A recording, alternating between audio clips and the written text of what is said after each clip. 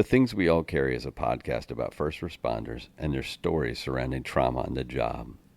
The intention of this podcast is to raise awareness and share meaningful conversation around a subject often viewed as taboo or simply ignored. Be aware this content may be graphic and it is real. It may not be suitable for children or adults triggered by this subject matter.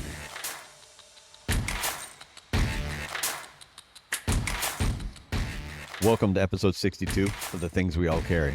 Today I'm joined again by Kristie of Sweary Therapy.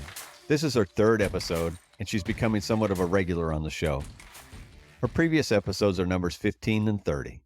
Kristie's a licensed mental health therapist in the state of Florida. She isn't your typical staid and starch therapist. She's coming at you with blue, pink, or multicolored hair, and she is unafraid to match your firehouse language. Kristie stands out from the get-go, and she's a challenge to the status quo. The thing is, she has the knowledge to back it up. The easiest way to describe Kristie is reading directly from her website, and I quote, "As your therapist, I promise to always be authentic and genuine, and for me, that might include dropping those F-bombs and getting into the real shit with my clients. I want you to know that you can and should express yourself authentically with me, and if that includes colorful language, great. If that's not your style, no worries, as long as you know you are free to express yourself however you are comfortable." End quote. Her tagline is simple and to the point. It's just fucking therapy. A quick reminder to please help us build a community which not only recognizes but supports each other through the struggles and recovery. Reach out through Instagram at The Things We All Carry or email mystory@thethingsweallcarry.com to offer support and share your story. Please remember to leave a review on iTunes and give a shout out to any first responder you know, love, or care about. Y'all enjoy the show.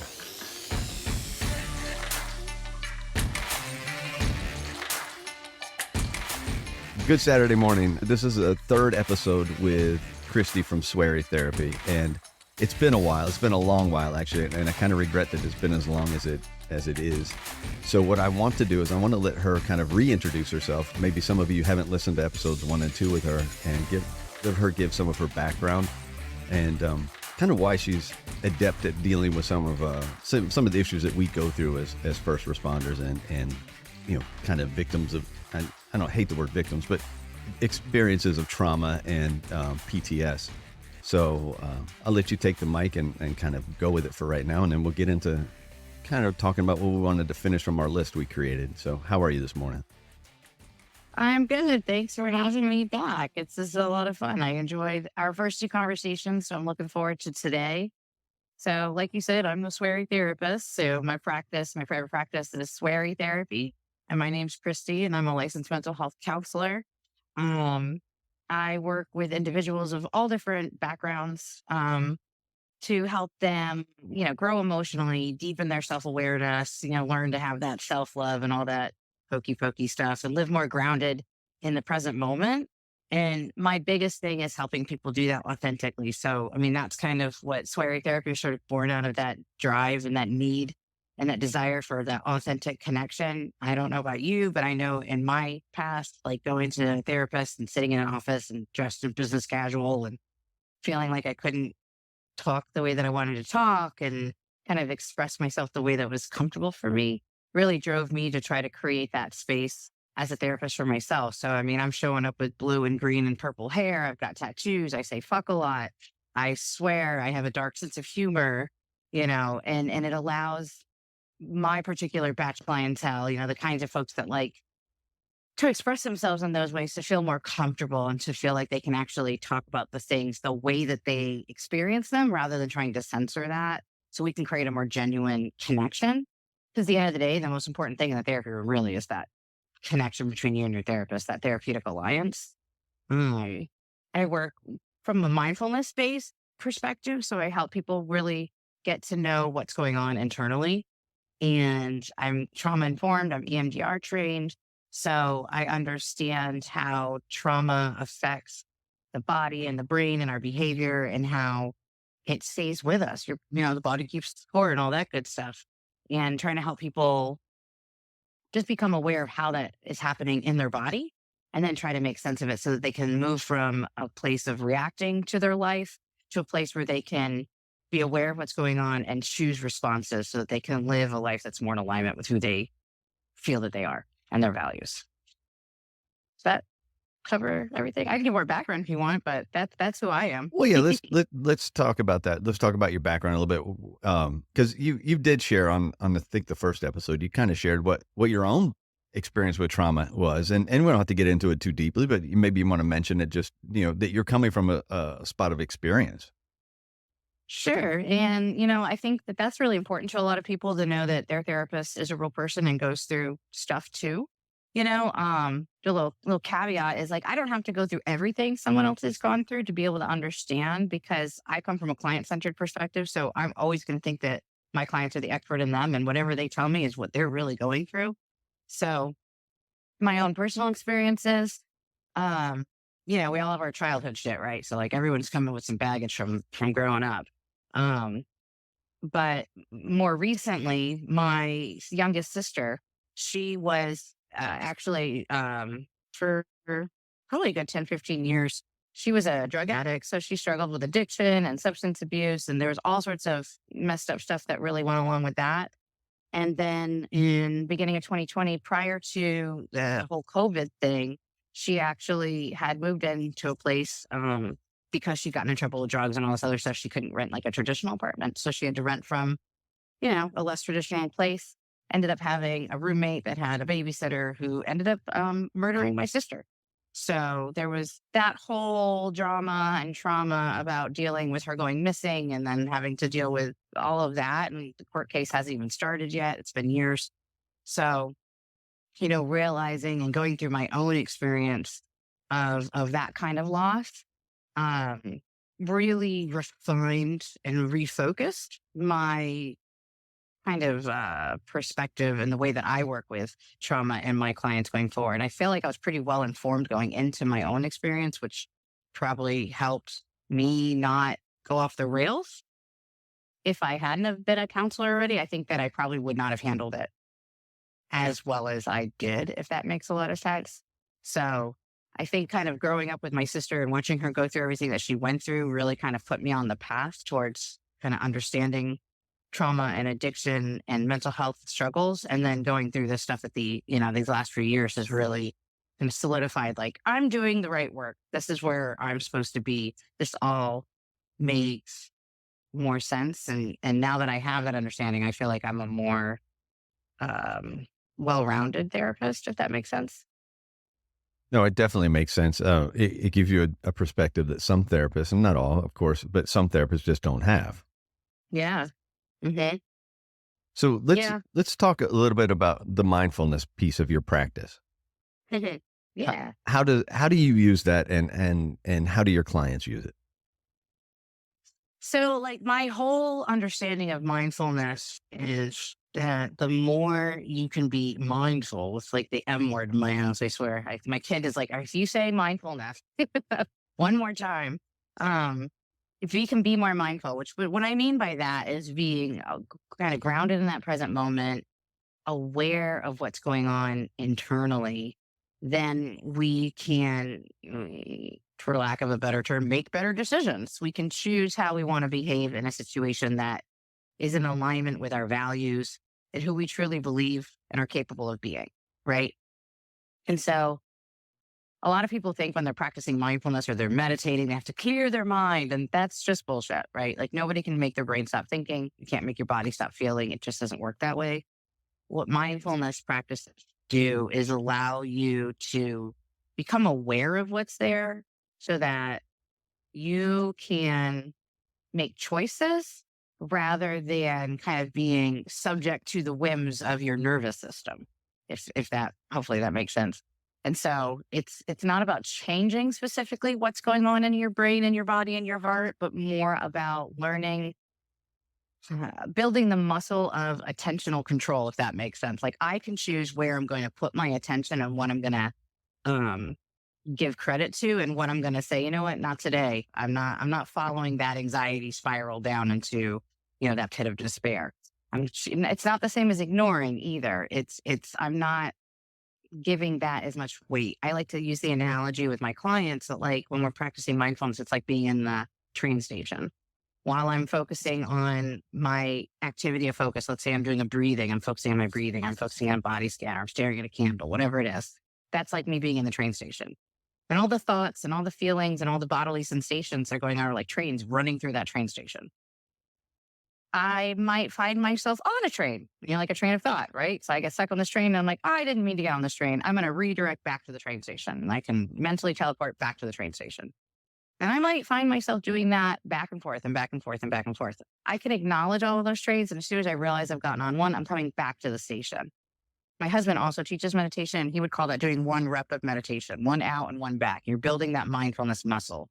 It's the fact that you noticed that you were on that train and came back. That was you practicing mindfulness. That was you choosing where to put your attention. And that over time becomes like a superpower of being able to stay calm in a certain kind of situation, which I know a lot of like first responders, you guys are really good at that in certain situations, but then in your private lives, that doesn't always work out, right? So being able to be mindful kind of gives you that power across more domains, the ability to choose how you want to respond to something, because that's really the only thing we can control in life. I can't control what you do, what happens in life, but I can control how I deal with everything. So that's kind of like the basis of my understanding of mindfulness. And I can get way more into this if you want, but we'll just start there.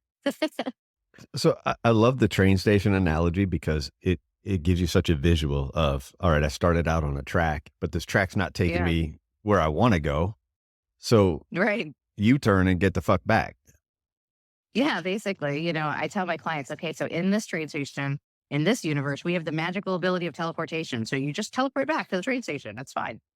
And there doesn't have to be any judgment to go with that. And people will often say, oh, I was so distracted. I meditated so badly. I'm like, did you do it the whole time? They're like, yeah. I'm like, then you fucking meditated great. That's the whole practice, See, I think you know? that's definitely the piece that somebody new to the practice, and I've dabbled at best. I've Mhm. dabbled. I mean, I have downloaded apps. I've used it. I've not stuck with it for any amount of time, but I have had that Right. feeling where I say, Jesus Christ, I went on 30 tangents in 2 minutes. But then I realized, oh, wait a second. No, I came back every time, or at least attempted to Yeah. come back every time. And while I still kind of in that new state, you still kind of feel like a failure doing that. It's trying to train yourself to say, okay, that's what we need to do. Just come back from it. It's the coming back. Yeah. That's like the completed repetition of the mindfulness practice. I remember when I first started practicing, my husband got me into this like back in like 2009, 2010, something like that. And we would do these, he's been meditating for a while. We would do these really long sits. And I was like, wow, I'm such a good meditator. I'm so good at this. And what I realized though is I wasn't actually meditating. I was just disassociating. I was checking the fuck out. I wasn't really present at all. I wasn't grounded. I wasn't aware. I wasn't going through anything. I was just completely dissociated for 30, 40 minutes at a time. When I finally realized that that was different from what mindfulness practice was, because I was under the impression, just like a lot of other people are, that you're not supposed to have a lot of thoughts or feelings or any experiences going on internally when you're meditating. And then through different, educational resources, reading books, listening to different teachers, these kinds of things, I learned that that's not what mindfulness is, right? Mindfulness is just being aware of what is. It's not having any experiences. That's not human. The human body is made to have those experiences. You can't make your brain stop. If your brain's not having thoughts, probably you're dissociating or you're really tired or like it's really hard not to have thoughts. It's about not, like I said earlier, getting on that train or not staying on that train. And the more you practice, the easier it gets to see the trains before you're on them. And that's kind of what the practice is about, is sort of learning to see the trains rather than, when you're first starting, you're like, oh, this is a train. I'm on it. Okay, cool. Let me get off this train. Hang on. Right. And we have to sort of like build that ability to be aware. So like, for example, I teach people how to draw blood. I teach phlebotomy. And when students first come into my classroom and they're trying to feel on the arm of the vein, they're pressing with their finger, what we call palpating, right? You know a little bit about this. Some of your first responders will know. You first touch someone's arm, feeling for a vein. You don't feel shit. Your sensitivity is there. You haven't done it enough, right? You're like, well, it feels like an arm. That's some skin. You can't tell that there's other structures specific underneath that. And the more you do it, the more you touch it, the more refined your sense of awareness grows. And then you're able to touch that arm and feel, oh, that's definitely a vein, that's a tendon, et cetera, et cetera. Mindfulness is very similar. Anybody's ever played sports, you should have that same sense of when you first sit down with, to go do the thing. you're just like, nope, this sucks. I don't know what this is. And then you develop that feel over time. Mindfulness is no different. Um, and it's a really subtle shift. And I think the other misconception people have is that you have to sit down and, ohm for 20, 30, 45 minutes. But honestly, a couple minutes a day will make a huge difference in your life. So I always start my clients out with, let's just breathe for 1 minute a day. And when that gets easy, let's do 2 minutes a day. And then we just build from there. Anything you do slow and, start out slow and small, you're going to be more likely to stick with and be successful later on. So you said that moment there, that om for however amount of time. And I think that's the vision that a lot of people have of meditation, correct? Yeah. I mean, that's what most of my clients come in saying. Well, I mean, I don't know. And then they always give me that visual. And I'm like, well, that doesn't have to be it. And we also, not to discount, that's a great practice. And if you can make time and do that or work up to that, that's fantastic. But, I want to meet people where they're at.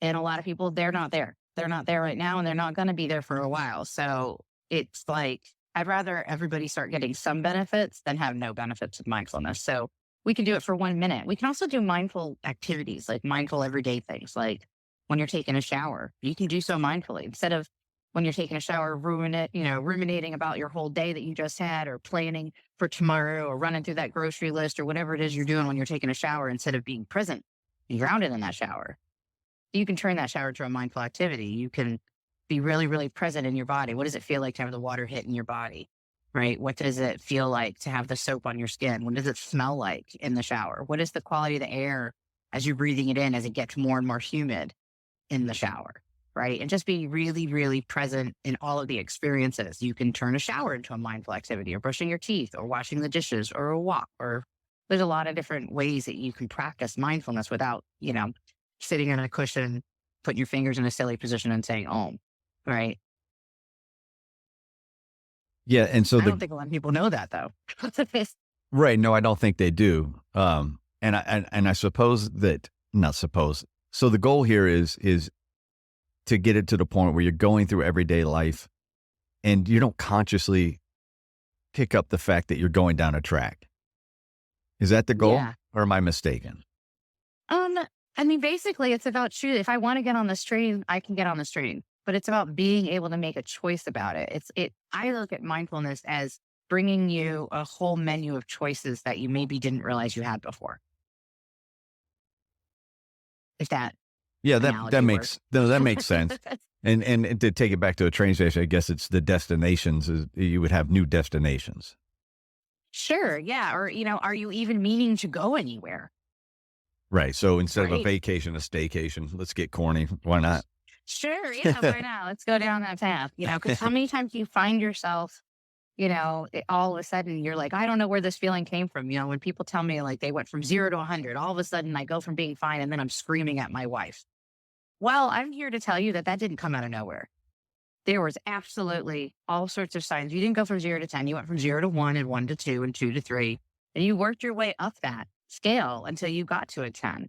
The problem is that you're not connected. You're not grounded to your internal experience. And so you're only becoming aware of it once the top blows off. But with mindfulness, you can learn to be more sensitive. Like I was using the phlebotomy, analogy earlier. You can become more sensitive with practice. I mean, what would change in your life if instead of noticing you were about to blow at an 8 or a 9, what if you noticed at a 4 that things were starting to heat up? Yeah. That's what mindfulness can bring. And I think that when I speak from, recognizing a feeling, for me, it comes from the fact of, as an introvert in a firehouse, where there's very little escape from the 12 to 14 people you work with every day or each shift. There's very little escape. And so for me, I have to recognize that 4 before it becomes that 10. I Right. have to, or I burn out really quickly in a 24-hour period. Exactly. Yes. So how do you become more aware of that? What are the things that help you tune into what you're experiencing? And for me, the answer to that question is some kind of mindfulness practice, something that helps you ground into your body and be aware of these are the things that I'm experiencing. And I say body because, our behavior is, if we take like a cognitive behavioral therapy kind of perspective, that CBT definition, behavior is a result of our emotions and our thoughts come together, creates behavior. And so if I'm only aware of my thoughts, for example, but I'm not aware of my emotions, we call them feelings because we feel them. They happen in our body. And if we're unable to connect with our body and be grounded and know what the fuck my body is experiencing and then what that means, then we're going to be really hard pressed to figure out, why am I behaving in this way? Right. And I think we touched on that very briefly in the past with the whole feel your feelings instead of think your feelings. Right. Think. So this kind of moves into that space too. Yeah. And on that, I think that one of the things we had written down was that you're not going to fix everything. No. Yeah. You can recognize everything, or you can recognize maybe not everything, but you can start to recognize everything. But then coming to grips with the fact that you're just not going to fix everything. Yeah. And I don't know, what do you do with that if you don't fix them? Well, you feel them, like it's just not the answer most people want to hear. And I think it's interesting because most people don't want to fix happiness. They don't want to fix joy. They don't want to fix excitement. So why are we trying to fix the other side of the emotional spectrum? Why do we have to fix sadness? Why do we have to fix anxiety? Right? Our feelings exist for a reason. And the only way to get through our feelings is to feel our feelings. And I know that sounds like the corniest therapy thing ever, but unfortunately, it's totally true. And the science bears it out. So we have to feel our feelings. And the only way to feel your feelings is to actually get into your body and know what it feels like. Right? When I'm anxious, I feel all sorts of weird, fluttery sensations in my chest. When I'm mad, I get really hot in my head. My jaw clenches, my fists curl up. When I'm sad, I feel like I have a black hole sucking everything into the center of my body. And I get really hunched over. These are the bodily experiences that I go through. But if I'm not letting myself acknowledge that and feel that, those feelings kind of get stuck in the body. And that then turns into other problems. I've lost my train of thought, what I was going to say otherwise, though. Where was I going to go? I had another direction, but so you don't fix them. You don't fix them, but No, yeah. I know that we discussed the word repurposing. So what does that mean for you? So I remembered what I wanted to say about Okay. fixing, actually. So I'm going to touch base on that real fast. Yep. The best example that I can think of when it comes for fixing versus not fixing an emotion is, most of us have gone through some kind of loss. Someone we loved has died, right? And that is a really sad event. Is there anything, anybody, or anything in the world can come do for you that can fix that sadness? Right? That person is gone. Right. You're going to have to be sad about that. And part of the healing through trauma or any kind of big thing is you have to just allow that to exist. Right? And I think this moves into that space of what we can control versus what we can't control. Shit things happen sometimes. I can't control that. And so I have to, by feeling my feeling, I'm allowing that to be true. I'm accepting it in the sense of it is what it is. And I can then from there move into a space of then how do I cope with this? How do I move through my life while feeling this feeling? How do I not let this feeling eat me up and drive me down another thing? And then maybe how do I repurpose this? So we can move into that. I like to take certain kind of energy that kind of comes from our feelings, right? Certain kinds of feelings are kind of energetic, like anger, right? When you're angry, you want to get up, you want to take care of something, you want to go. And so we can take that energy that comes from that emotion and hopefully channel it into something healthy. A lot of times that's not the case though, right? But if we can be aware, so kind of sticking with the mindfulness theme, if I can be aware that I have all this energy in my body from this emotion, I can then turn it into something that maybe is a healthy release. So maybe I can go for a run. Maybe I can build something. Maybe I can channel that energy into some kind of activism. Maybe I can create something and express that in another way instead of getting into a fight or engaging in risky behavior or doing drugs or et cetera, et cetera. Does that make sense? It does. And I think one of the things you introduced yourself as is you have a trauma response was one of the words or a set of words, correct? Yeah.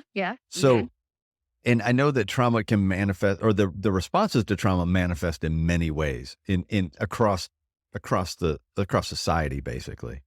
Oh yeah. And one of the things you and I talked about earlier before we even started recording was that you notice a theme of the guests coming on the show, and they kind of struggle the Mhm. most when they're actually out there talking the least about what they've experienced.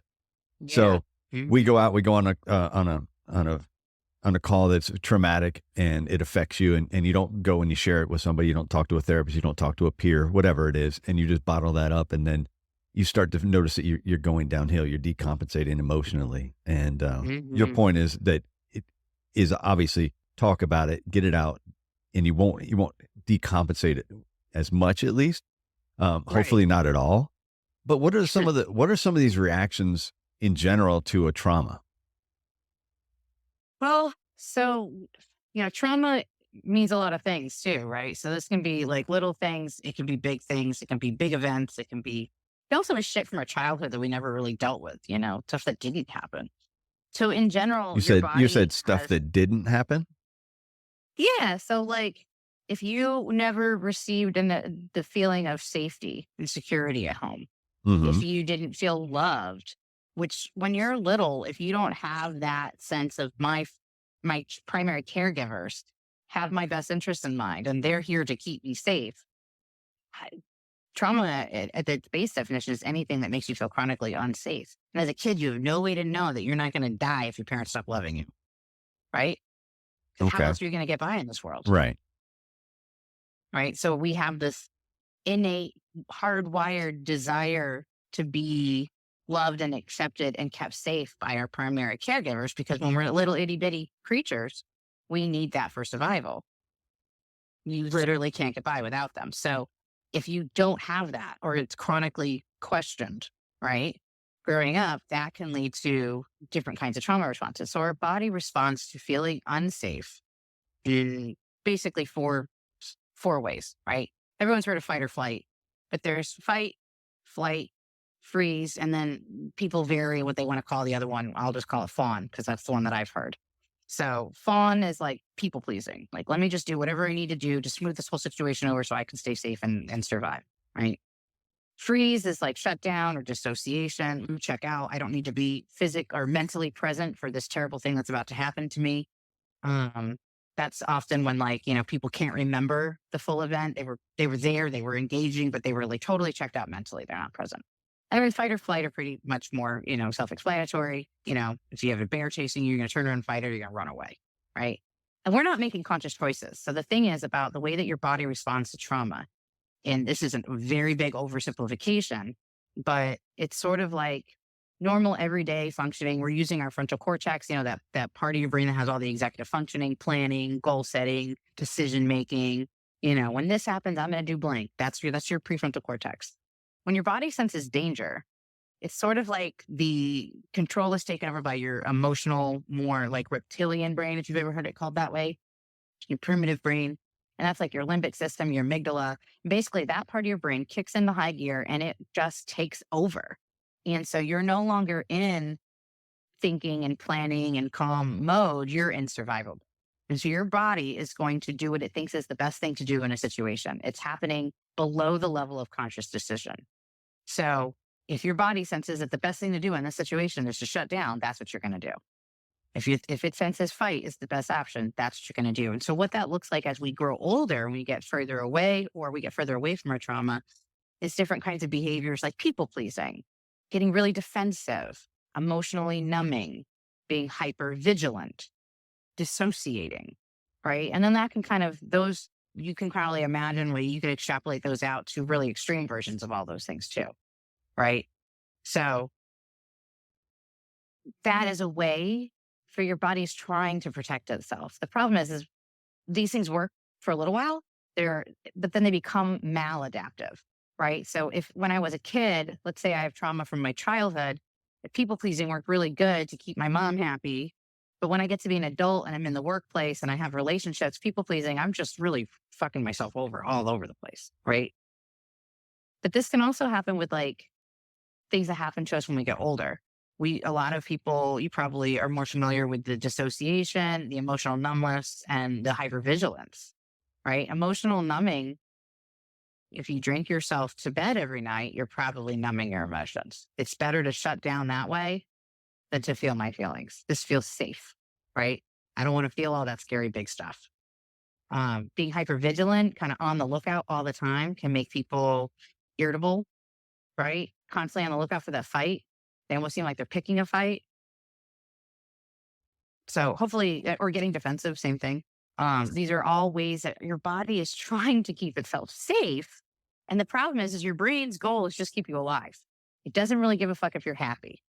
And that is where we start to get into trouble. That's why some of these like automatic responses can start to cause us trouble because if we're not being mindful and we're not aware that our body is having this response to try to keep us safe, we then can't do anything about it. As humans, we don't have claws, we don't have fur, we can't fly. But what we can do is think about the way that we think. We have that ability to be aware of our thought patterns and then engage in different practices to sort of override or reprogram our thinking habits and our behavioral habits and how we go through things. And so that's sort of where mindfulness meets trauma, is to help you become aware. Wow, when X happens and that thing reminds me of this trauma that I've had, or it reminds me of a feeling that I have associated with this trauma that I've had, I can become aware of that feeling and aware of that sensation and engage in behaviors that are different from the ones that my body automatically wants to engage in. Did that track? Did I make that all go in order the right way? It does. I guess what I kind of want to touch on are, you had these four major groups of responses, Mhm. fight or flight, freeze, fawn, Mm. all of them. And they all make sense. I think that we all obviously, we all have our different responses to trauma. Mhm. I can tell Yeah. you that I've probably gone through all four of them at some point in my Mhm. lifetime. And I think the most prevalent one for me is probably freeze, because there's times where I react to something and I just, all of a sudden it'll be weeks and I'm like, I haven't done shit. And Mm. it's because I'm like afraid to take a step forward or just take a step, whatever direction it is. I'm just afraid to choose it because it feels like every choice I've made has been wrong, or it has been, Right. I don't know, and maybe not wrong, but it has been maybe a misstep in some manner.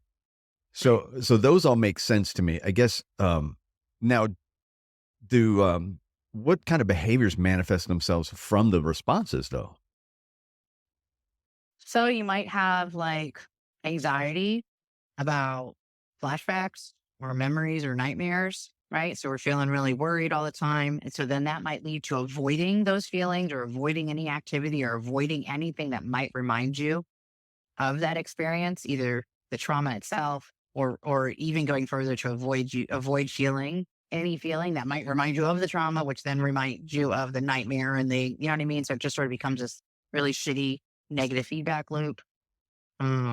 Depression, right? If we don't really address all of this stuff, we just start feeling shittier and shittier and shittier about ourselves. And so, the symptoms of depression are going to be, losing the ability to find pleasure in activities you normally find enjoyable. It might be literally the inability to get out of bed because facing the day is just too fucking much, right? Fatigue and other sleep disorders can also be a common response to trauma. You find yourself having nightmares. That's a really common one. If you're not sleeping because you're having nightmares, that lack of sleep is just going to affect everything, right? And make you feel really tired. And then you've got no energy to deal with just regular life shit, let alone the trauma that you're carrying around. And then there's also like the fear of the event happening again, or the fear of how you responded to the event, or the fear of if this thing happens again, then it's going to fuck me up again. And then I'm going to be dealing with it again and all of that sort of stuff. And so we have a lot of different ways that we sort of avoid that.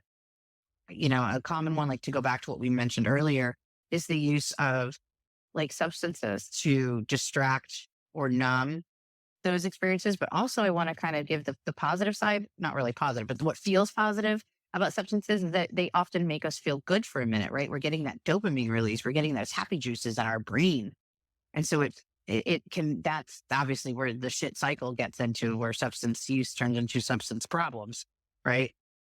Because we're avoiding or numbing and we have no other way, or we can't figure out another way to get those happy juices in the brain without engaging in some kind of problematic behavior. So you end up with risky other behaviors as well. Whether that's kind of doing daredevil shit or engaging in problematic, or risky sex behaviors or things like that, because you're looking for that thrill, which gives you the happy juices. But you're doing that because you're not able to get them other ways because you're dealing with this trauma. You haven't processed it. You don't even recognize that your body's going through some feelings because you're just not tuned in. Does that answer your question? It does. And I think that I know that you hear it quite often, and you can go through the, I don't know, 50 plus episodes that are just with guests who have experienced traumas and discussed their quote unquote downfall and their ascendant on the other side.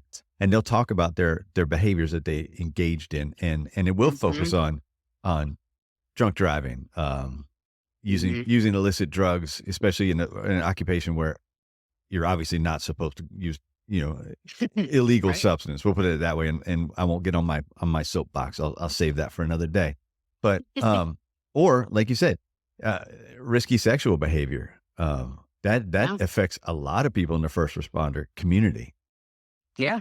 And, Hmm. and so what does it take for you to sit down with someone and go, hey, listen, this is what you're doing, but this is why. And to get, I know this got to be a client to client thing to get them to realize why the behavior is attached to something else. Yeah, I mean, so it's interesting because like for a lot of the clients that I have, they're coming to me. So obviously by the time I'm getting a lot of people, they have already recognized that there's a problem. So I think it depends too. Like if you're being told you have to go talk to a therapist so you can go back to work, you might not be as ready as someone that is seeking that out on themselves. So there's definitely kind of differences in our state of readiness for change. And there's like a whole theory and all this other stuff. We could talk about that for a whole other day. But like stages of change. Um, so if someone's sitting in front of me though, if they've come to me, obviously they know something's up. They're not living their best life. They know it. But they a lot of times they don't always know why. They don't understand necessarily what's going on. So for me, the way that I often approach really all my clients, but anybody that I suspect probably has trauma going on is really just from a point of education, first kind of giving them this information. Sometimes I have to be like, just humor me, just try this mindfulness thing out for like a week. And then, let's talk about how that was for you. And if someone actually gives that a go, they will usually be like, I don't really like this because then I notice that I'm mad or I'm sad or I'm angry and I didn't like it. Or, and that's usually my way in to be like, well, what do you think's going on there? Right? Where is that anger coming from? Um, it's one thing to tell somebody like, hey, look, I see these patterns and I can see that this is where it's coming from. It's a whole nother thing for them to come to that conclusion on their own. Them being able to see it for themselves and know it for themselves is going to be so much more powerful and useful. So I try not to just tell my clients, hey, you're having a big trauma response to everything. And this all makes perfect sense. It's much better when they can understand how trauma affects their body. And so we'll do that in session, right? And if they come in and they're telling me about a thing from work or they're telling me about the shit that happened in their past, and I'm like, hey, can we pause right there? Let's do a couple of those deep breaths we've practiced, and I want you to tell me what you're noticing. And we just literally, I'll pause them in that moment and ask them to tune in. And when they can't, because a lot of them just can't, they don't know how. That's usually my kind of doorway in to be like, what do you think's going on there? Why can't we connect with this? And I'm like, I don't know. And then, that's a good a spot for some education on trauma, on feeling our feelings. And so over time, it's through building that rapport and providing that education, getting them to buy into the small practices of mindfulness. Once you start paying attention, you can't help but start seeing some of these things. And then it's a very much like, oh my gosh, you were right. Oh my gosh, I never thought you could be right, and I get a lot of that. I never looked at it. So I think for me though, the way that I approach that is by being very real and very validating and never making someone feel ashamed for the way that they've been experiencing it, right?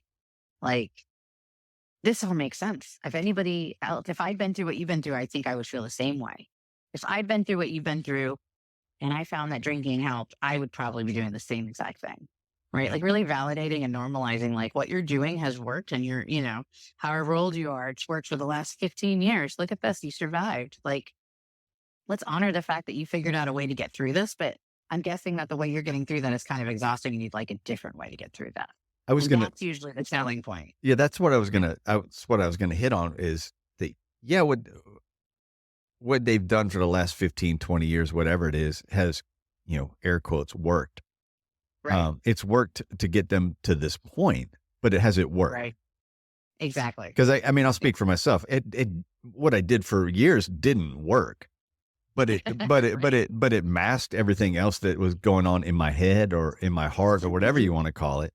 And Right. it wasn't healthy, just relying on, for lack of a better term, negative coping skills wasn't healthy. And it Yep. affected everything in my life. It affected the way I interacted with the people closest to me in my life.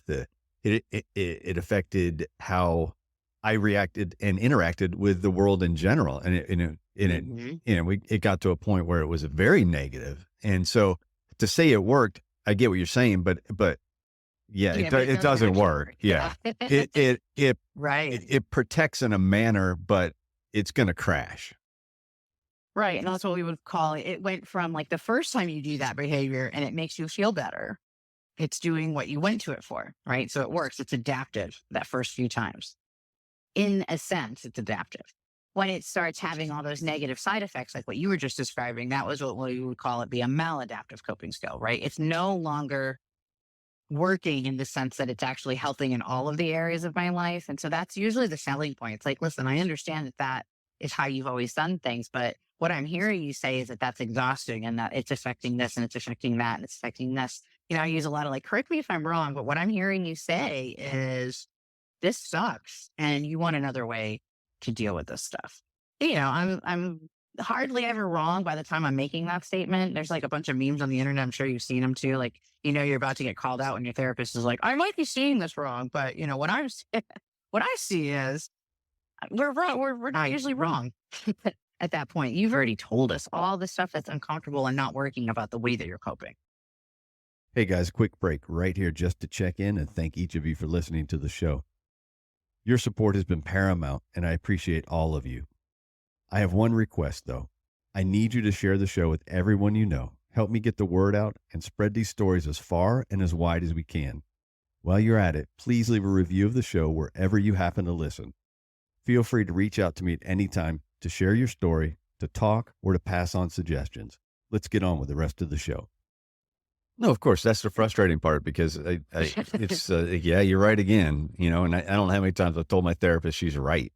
And you normally just get that look like, I know, and it's Yeah. like, it's annoying, but it's satisfying too, because you're starting to get answers.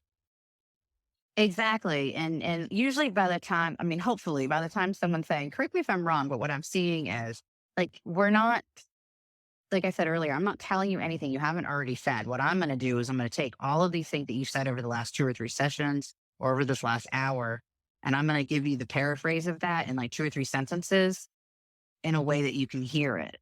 Right. You've already told me drinking isn't working for you. You've already told me lashing out at your friends isn't working for you. You've already told me that all of these casual sex relationships you're having are just making you feel worse. Now I'm going to put all that together in just those 3 sentences instead of the 3 hours of talking that you danced around those three things. Right. And then when I kind of lay it out like that, and then they kind of scratch their chin and I'm like, so maybe it's time for some additional ways to deal with our feelings.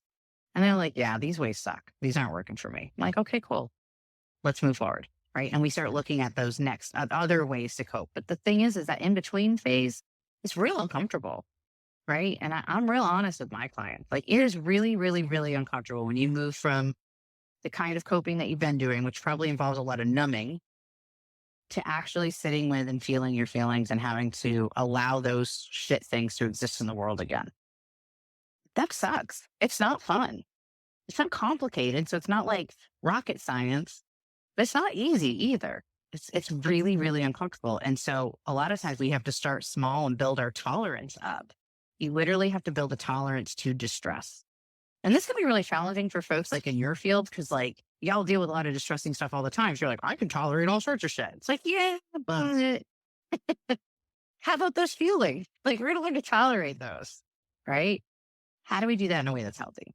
And that's the tricky part that gets really, individualized too. Like everybody has to kind of go at their own pace on that sort of thing.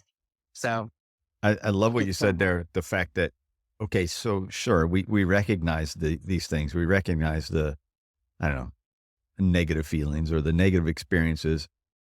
You don't leave your therapy session and have those just go away. Yeah. Those remain, and they're going to remain for the rest of your life. And whether they're the real ones or the imagined ones that we all create in our own brains, they create some of the worst anxiety you could ever have. They're always going to be there. And so it's what I think, even for me, I kind of got it when I was in therapy, or when I'm in therapy, I get it. But then sometimes Right. I just have to, man, sometimes I just have to kick my own ass back into gear, because I'm like, Yeah. no, you dumbass, this shit doesn't go away, and you still have to Right. deal with it. Mm-hmm. And Yeah. I notice it when, like for the last 3 weeks or so, I've just said, all right, no, I'm gonna step away from alcohol again. And not that I got drunk every night. I'd have a drink or two, but it's just pointless, you know? And so I Right. stepped away from it again. And you start to feel those feelings, like you said, to feel those Yeah. feelings. And you're just like, ah, man, it would be so easy, not necessarily get drunk, but to sit there with a glass in my hand and just kind of sip and relax. But Yep. that still doesn't solve anything. And it just makes me more tired the next morning. Right. And so, and I'm not going to tell my clients you can't ever drink or you can't smoke or you can't go have casual sex or you can't go engage in that, crazy ass hobby behavior thing that you like to do, I'm not saying that. What I'm saying is make a conscious choice about that. Why are you doing that behavior? Are you doing it because you want to and it's actually enjoyable and it makes you feel good and there's no shit side effects from it? Or are you doing it out of a habit at this point because it's the only way you know to make that shit feeling go away? And Right. Is there for me, a choice? yeah, for me, it became a placeholder. It's like, okay, it's almost like, it's like Linus's blanket, the security blanket. Yeah. You know, It's it's automatic right. at that point, Exactly. It's right? like, oh, it's Yeah. 5 o'clock, man. I need to let me mix that drink up real quick. Right. So you're not even making a choice about it anymore. You're just you're going through the motions. It's just a part of your everyday automatic response to a feeling that you're having. And the thing is like, you have one drink every day and it doesn't negatively affect you, who am I? Fine. Cool. Maybe if there's no negative side effect from that one drink that you have at the end of the day, that's fine. But a lot of times by the time you're coming to see me, and you've got some major shit, it's probably not just one drink and it probably is affecting your life, right? So if I'm engaging a behavior, but that behavior is causing me to have a 25 other problems, I can do some mental gymnastics, but at the end of the day, I probably know somewhere deep inside that behavior is not good for me. Yeah. You know what I mean? And even if those side effects are simply, why the fuck did I do that? Why do I have to have a drink? And then for the next 3 hours before you go to bed, you're like, why did I do it? Right. Why am I so weak that I had to have a drink? Right. Who wants to sit there and beat themselves up for 3 hours? Right. Well, Right. And so, when sometimes clients will be like, oh, well, this is just what I've always done. And, if I've got the right rapport, I'll be like, well, how's that working for you? yeah, You yeah. know? I don't often want to punch somebody, but when my therapist says that, I feel like, oh, I want to reach across you and get you on that one. Stop saying it. But obviously that's why I'm going to see her, is for her to say that, hey, dumbass, it's not working. I'm just saying, like, how is that working for you? When they can't describe it, I'm like, okay, so at what point, what needs to change for you to want to do something different? And sometimes when we get to that part, that's where, it gets interesting because it's like sometimes a client will get to that point and they realize that they've internalized this stuff so much that they don't believe that they deserve to feel better. They don't Oh, believe that they're worthy of feeling better. I I And can that's a I whole can other thing. I can vouch for Mhm. that. I mean, I've had that exact conversation multiple times with my therapist. Well, like, Right. okay, well, I've done X or I've done Y. And this is just karma. This is just the way that life is supposed to be for me now for the rest of time. Right. And Yeah. You get off like that. yeah, that's a hard mindset to escape. Hmm. It is. And what's interesting too for some people is like they don't want to acknowledge that like all of your life experiences have led to those kinds of deep seated beliefs. It's usually not just one thing. It can be. I don't want to say that it can't be. Every now and then, that does happen.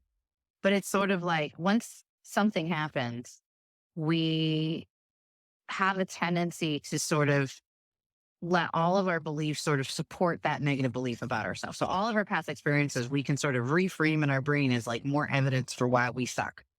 and more evidence for why we deserve whatever's happening to us.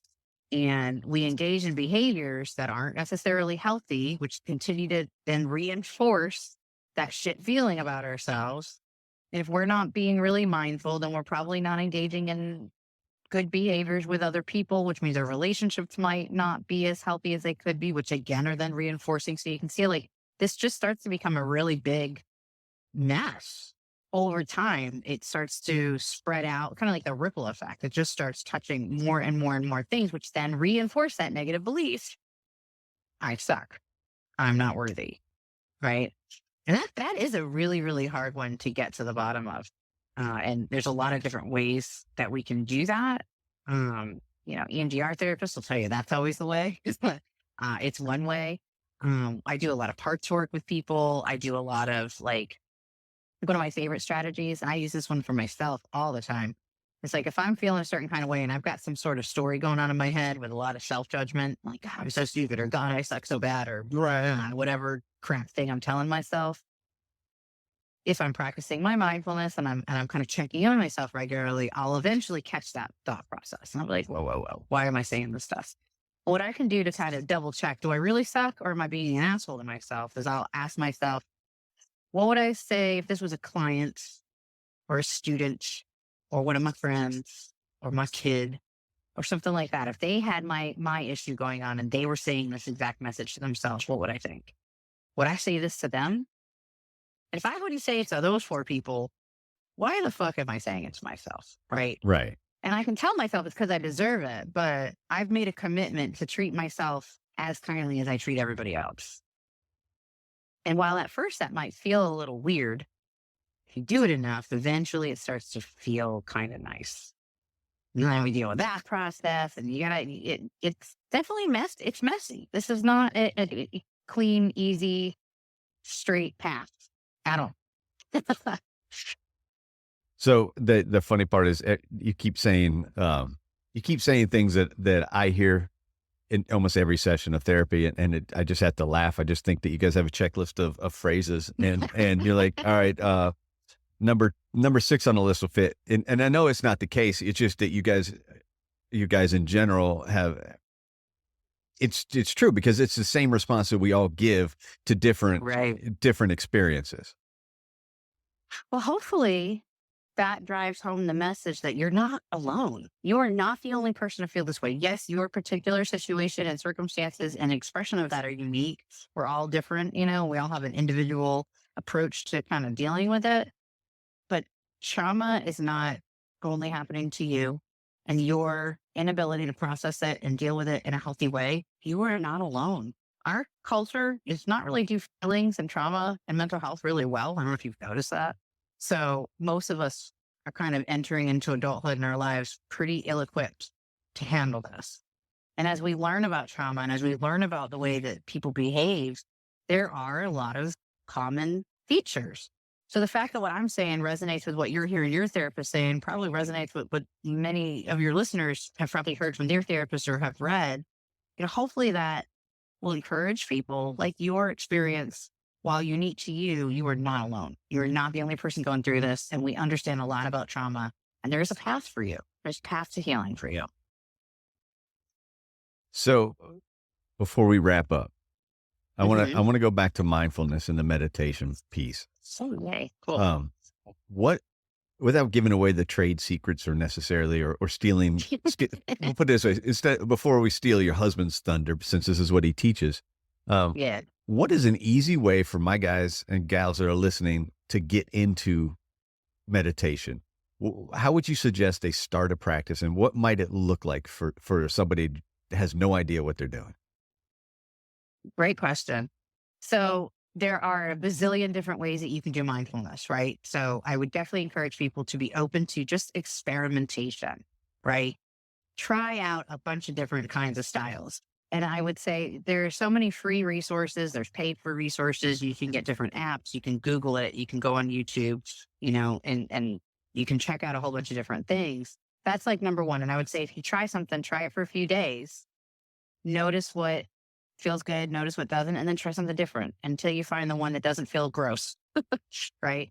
So the way that I usually start people out we just do simple mindful breathing. So a lot of people have like an Apple Watch and it'll have, or, you can go online, you can look up like a breathing GIF, those images that just kind of get like a circle that grows bigger and gets smaller and grows bigger and gets smaller. And you breathe with it.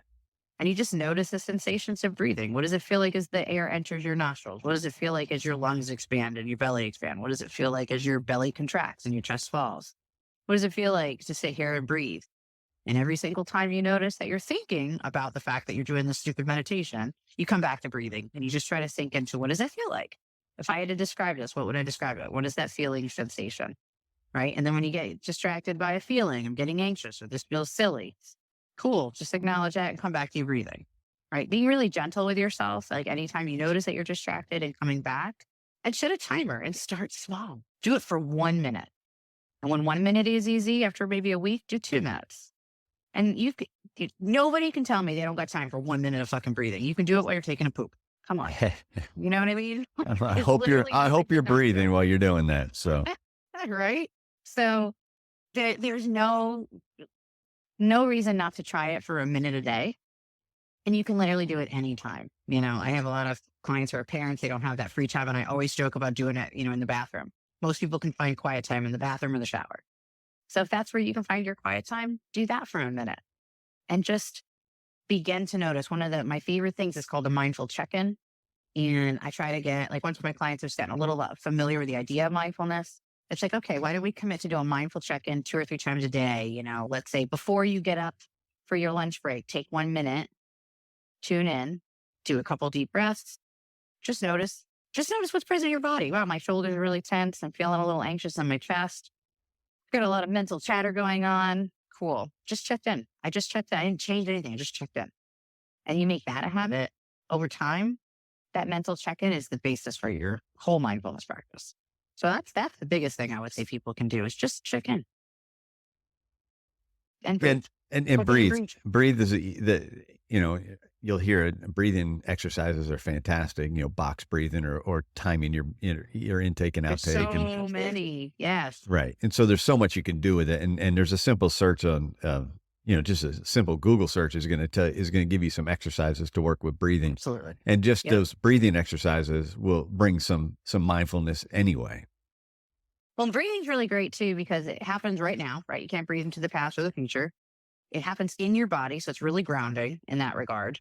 And depending on how you're breathing, you can actually get your nervous system to chill out, right? So there's actually nerves that go from your brainstem down all the way into your guts, right? So you have like your whole gut brain. And when you breathe real deep and you expand your diaphragm with that real nice deep belly breathing, or what we will call diaphragmatic breathing, if you want to get all fancy with the terminology, that deep kind of breath where your belly expands, all of those nerves that go to your brain and your belly are feeling that deep breathing, that slow breathing, and they're sending that information back up to your brain, right? And if your brain is in panic mode, right? We got fight or flight, we're in survival mode. If you're really in danger, your heart's going to be beating fast and your breathing is going to be quick, right? That's what your body does to get you to safety. If you are intentionally slowing down that breath and breathing nice and slow, the way you do when you're safe and calm, eventually your brain's going to be like, what the fuck's going on here? Hang on. The messages I'm getting from my body are that everything is fine. My mind was telling me things were not fine, but the body's not responding in that way. Maybe it's time to turn off the alarm system and chill the fuck out for a minute. And so breathing can be a really great way to sort of reset and regulate the nervous system back into a state of calm. So then you can think about what is actually happening. What do I actually need to do right here? What am I actually feeling, doing, seeing, experiencing? And kind of pulling it right back to the beginning where you're talking about you're going down the track and now let's take a U-turn or teleport back to the train station. Back to the train station, exactly. Yep. Perfect. Full circle. Yeah, full circle. I think that's the spot right there. We'll end episode 3 with Sweary there. But I'm going to ask you about a book again, right? About what? About a book again. What have you been reading lately? And what would you suggest? What have I been reading lately? So I actually haven't been reading as much as I would like to be because I've been unbelievably busy, but I just started reading Adult Children of Emotionally Immature Parents by Lindsay Gibson. It's a really interesting book. And I just finished reading The Smell of Rain on Dust by Martin Prickle, which is a really interesting book on grief written from, oh my gosh, I forget where he's from. Indigenous Central South America, somewhere in that area. I can't remember which country. Um, Really, really great take on grief and loss from a perspective of like praise, which sounds really weird, but it's such a great book. And Adult Children, Emotionally Immature Parents is, I just started it, but it comes really highly recommended, especially in the world of like trauma and things like that, to help people kind of understand why they are the way they are based on how their parents acted, right? And a lot of us have emotionally immature parents. And so I think that that might be, I'm looking forward to finishing this book. It's pretty short. So I just started it. I'm excited. So when we were talking and you mentioned the reptilian brain, it brought me back to a book that I finished a couple months ago, which I've been meaning to suggest to people. And I can't remember if I did suggest it on the show or not. And I apologize if I did, if I'm repeating myself, but there's a great book out there and it's called 7.5 Lessons About the Brain. 7.5 Lessons About the Brain. I don't think I've heard of that one. I'm looking it up right now. And it takes a new look at the brain, kind of a new science to the brain where it says, okay, it almost takes on the, like, I want to go with the analogy of the root system in a forest. So everything is the dendrites and neurons and everything are interconnected in some manner. And so you start to retrain through one portion and it starts to spread out everywhere. And that's a very loose interpretation of part of the book. The book is fascinating because it makes you take a new look at the brain and where science is headed towards with the brain nowadays. Oh, cool. And Neuroscience stuff. It is. It's definitely neuroscience, but it's neuroscience at let's go with a basal level. So it's kind of an easy read. It's a short book, I think 150, 170 pages, and it's literally 7.5 lessons. So each chapter is a lesson about the brain. And I found it fascinating and I thought other people might enjoy it. So it's enlightening as well. Cool. I just added it to my Audible wish list. It's only like a 4-hour book. So yay. That sounds fun. I love books. They're my favorite. So remind my audience where they can find you. And if they happen to be in Florida, where they can find you. Sure. Yeah. So I'm on www.swearytherapy.com is my website. I have the same handle on Instagram, at Sweary Therapy. I'm also on Facebook at Sweary Therapy. You can email me at Kristie@theswearytherapist.com. That information is all on my website. And that link is also available like on my Instagram page as well. I can also be found. I'm the co-host of a podcast and Twitch stream called If the Couch Could Speak. And that is the same name on website, Instagram, and all that good stuff too. And yeah, I offer individual therapy to adults in the state of Florida via telehealth. So anybody's looking for a blue-haired, green-haired, tattooed, sweary person to talk about their shit with, come find me. Awesome. I appreciate it. It's been another great conversation. Thank you for being patient with me and thank you for joining me on a Sunday. Absolutely. This is great. I always love talking with you. This is always a lot of fun. Thank you for having me. I realized I think I misspoke when we started the show. I think I said Saturday and that's what working. Did you? That's what being up in the middle of the night will do to a brain, I guess. I didn't notice either, so I don't know what that says about me. I didn't work all night. Days don't mean anything to people on shifts, I guess. I guess not. All right, well, go enjoy the rest of your Sunday, and I appreciate it. We'll be back in touch, and we'll find another time to do it. Awesome. All right, take care. Thank you. And we're out. Thanks for listening to another episode of The Things We All Carry. Head over to the website, thethingsweallcarry.com for show notes, resources, and to sign up for the newsletter. Until next week, take care of yourselves and remember to check in on each other.